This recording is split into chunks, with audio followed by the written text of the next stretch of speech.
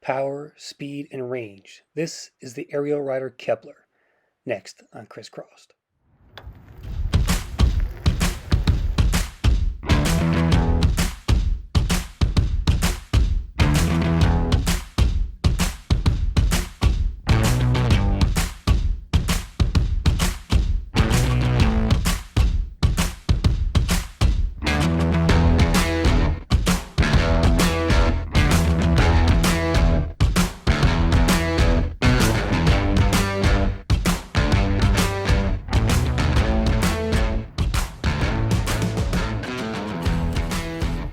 All right, you back on my channel. You know I bought the Kepler a couple of months ago.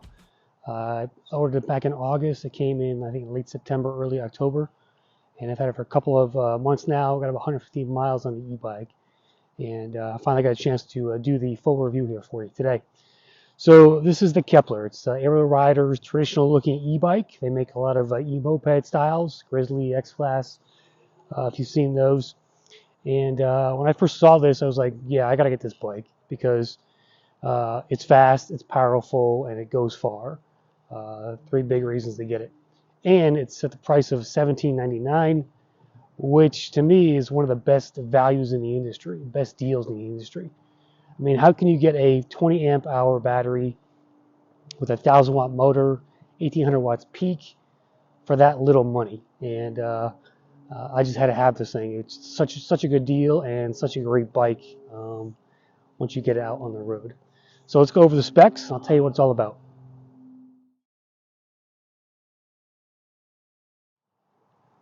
All right, so I did a accessories video, so it is decked out with a few things. You can go back and watch that from previously. I'll put it up to the channel at the end of this video as well if you want to take a look at the video, the accessories I did.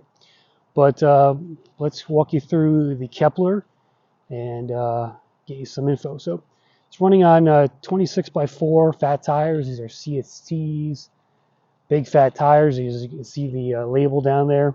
I don't like white lettering, but it's these are big knobby tires and meant to go off-road or street, and a little bit noisy, but not too bad considering how knobby they are. You got nice flared fenders with pretty long coverage down there. There is a spot for a rack up front if you do want to add that. Cargo is one of the Kepler's specialties, thanks to this massively long rack back here. It must be 2 feet long almost. And you can put 2 baskets back there, back to back, if you do want to use this for cargo. And it is kind of the ultimate commuter bike, right? It goes, 35 miles an hour. You can put a ton of stuff on there, and it's just a big, beefy e-bike that really commands the road once you're riding it. We'll do some ride footage and performance testing after this, so stay tuned for that. But cargo is definitely in the realm of this Kepler here, if you do want to do that as a DoorDash delivery guy or just carrying stuff around. That's what it's great for.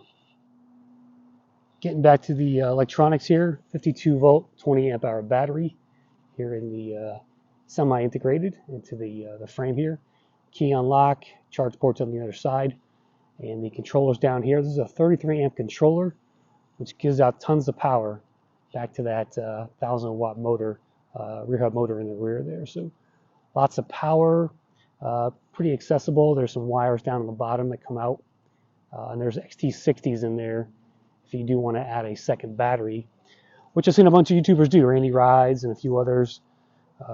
Just get a dual battery connector, put a battery on the back rack there somewhere, and go for it. I even saw a guy has 2 batteries side by side on this thing. That's how big this rack is. You can fit 2 batteries aftermarket. I think you can buy this battery from AliExpress as well if you want a cheaper option. Payload capacity on the Kepler is 300 pounds. It's standover height. This is the high step, 31 inches over here. There is what they call a low step. It's more like a mid step with 28 inches on the clearance over here. The bar comes down this way. I'll show you a picture on the screen. So it's more like a mid step. Now, this is not a bike for short people. This is a bike for tall guys tall women, because it is a little bit difficult to mount with that rear back there. It's hard to swing your leg over. And so you need to be tall to ride this ride, as they say. The bike comes with a 2.5 amp hour charger, and it takes about 7 hours to power that thing up to 100%. So not the quickest charger. I wish it was like a 3 amp at least. But it does take a while to charge up. And the bike weighs 73 pounds overall. So that's one of the things I liked about this frame, was it's light enough to put on my my hitch rack on my car. Just take the battery off and lighten it up about 10 pounds. And you're down to like 60 something pounds. You can even take the seat post off and things like that. So it's not too heavy as far as some other bikes that are in the 80, 90 pound range with that kind of speed. You have a 7-speed Shimano shifter up there, sitting on an Altus 7-speed down below. The fork has a lockout and preload and has about 80 millimeters of travel. So it's pretty good. Not the greatest fork, but not the worst either. Hydraulic Tektro brakes, as you can see here, with mineral oil, sitting on 180 millimeter rotors, round out that stopping power. You've got front and rear brake lights, and there's also tail lights on this bike. So let me plop down the, there's the right one. You have to remember to turn them off. Here is the switch right here, so left and right, and your light switches here also if you want to turn it off separately. It does come on with it when the bike turns on as well. You got your plus up here, plus and minus, your power, plus and minus. The cockpit is pretty nice. You got these faux leather ergonomic grips, twist throttle, and you see I got the Michelin mirrors on there for a nice wide coverage while you're riding on the road. This bike is my sports car. It's mainly a street riding e-bike, so you want that double mirror coverage to see what's coming behind you. And those Michels do a great job at doing that. They look cool as well. Got that motorcycle kind of look to them, and really round out that cockpit nicely with those double-sided mirrors.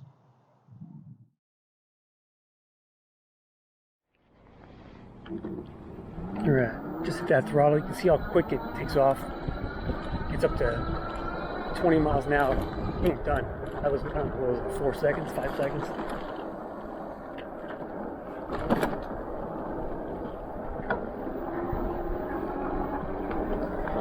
And this is like riding an SUV, guys. It's big. It runs over anything. You sit high up on the road.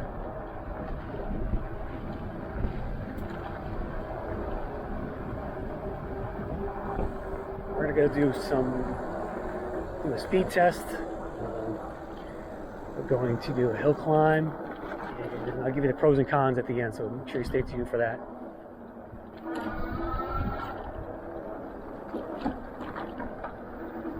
This bike is very customizable as far as the settings go. So I actually went in and changed it to have 9 PAS settings. I did that in order to kind of tame down the speed a bit, which I'll get into later in a later video. I'm going to do a whole video on how to tame the speed of this Kepler within the settings here, because out of the box it's class 2, but once you unlock it, it is just a Bronco. It's a bucking Bronco. It's a purebred stallion on the road, and if you're not careful, you can speed your way into trouble with this thing.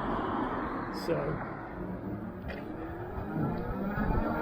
but yeah, I'll probably do a whole video just on the settings alone, because there's so many things you can change in here and configure. It's ridiculous. All right, here. So we're gonna do a speed run here, and basically see how fast we can go. I'm not gonna do a PS level test because there's 9 levels of assist, and that'll take too long. So the speed is what this bike does, and that's what we're going to show you today. I'm going to kick it up to pedal assist 9, and get gear 7 there, and see what this thing does. I'm I'm already at 20 miles an hour. I can just feel that power pushing me. And it's still coming on at 25, 26.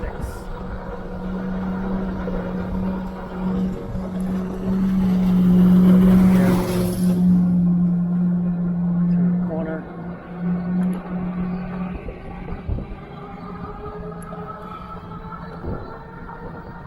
Okay, we're at 26, 27.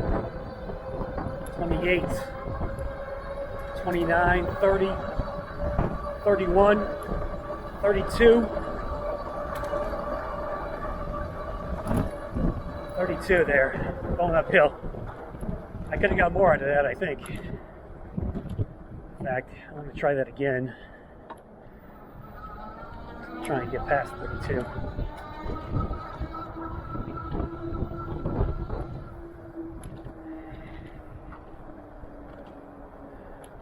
Alright, let's try another run here and see if we can beat 32. So I think we can. No cars.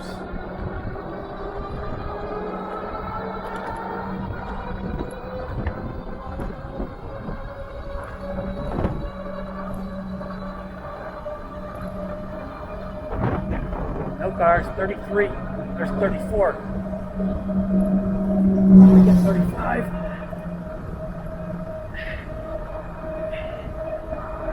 Pedaling 34.5, guys, and that's tamed down. That's not even the full speed of this e-bike.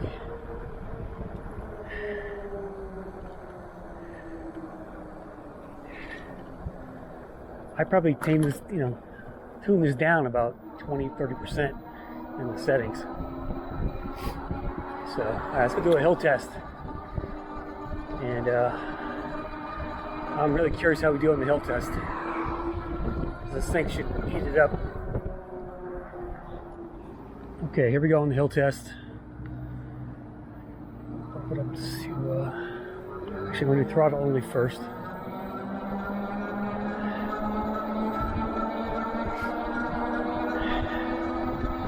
You can see the climbing it's doing right here. 15, it's going to hit 20 miles an hour, I think. There's 17. 18, 19, come on baby, 19.6, 19.9, 20 miles an hour up a hill, throttle only. Alright, I'm going to tune it into pedaling. Let's see what let's look at the lowest speed this drops to. Okay, we're at 14, we're gaining speed, wow. 13.5, 13.3, 13.1. Wow, 13 miles an hour up a hill. That blows away any bike I have, by far. So I think the Velotrek Nomad did what, 11, maybe 12? That's the power of a 1,000-watt e-bike up that hill. So there is no greater hill climber in the e-bike world than a 1,000-watt powered e-bike, unless it's maybe a mid-drive. But that was some amazing speed up a hill. 13.1 miles an hour was the lowest setting, so gotta love it, guys. Alright, so let's wrap this up with my pros and cons of the e-bike. Start with the pros, of course, the speed and the range of this thing. You just saw the speed. You can't beat the speed. I think the only other e-bike on the market with a kind of a regular looking frame of those Amp Ride e-bikes from Amp Rides. It's not too heavy, 73 pounds, and that's key for me. So it'll fit on most of those hitch bike racks if you take the battery off.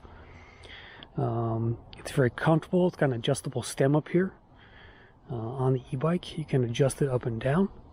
Really nice touch, especially for taller riders.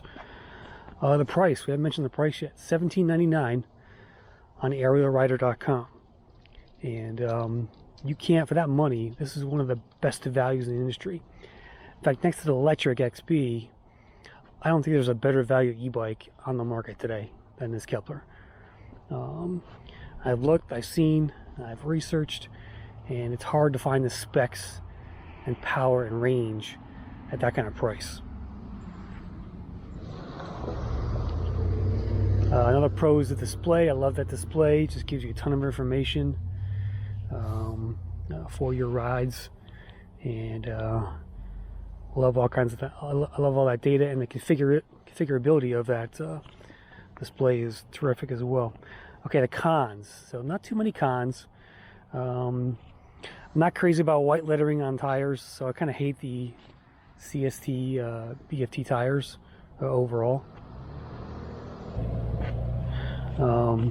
So I'm thinking about putting on those V-Tire Speedsters, maybe, like Randy Rides did.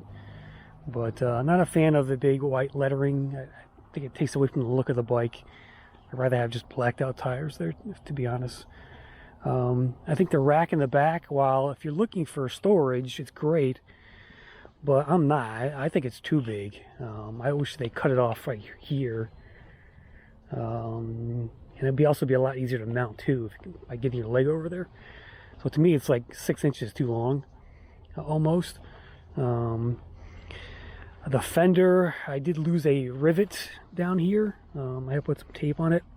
That little rivet, this rivet here, popped out, and it was rattling. So it's one thing that kind of fell off immediately almost. Basically on my first ride, I lost that thing. But other than that, I don't have many complaints about this e-bike, guys. I had a small scratch on the top tube. They gave me some paint for that.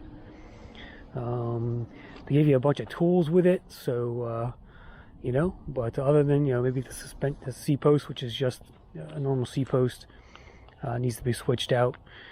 And it doesn't need a lot of accessories. But again, check my accessory video. I'll put a link at the end. And my tail light's still on, as you can see it there. Gotta shut that off. That's the one other another con is that there's no signal indicator here. You gotta remember to turn it off when you're riding it. So anyway, that's a look at the Kepler. Check it out. I do have a link in the description if you want to buy one of these. I am an affiliate, so support the channel and get yourself a Kepler, because you will not be disappointed, guys. Trust me. Crisscrossed out.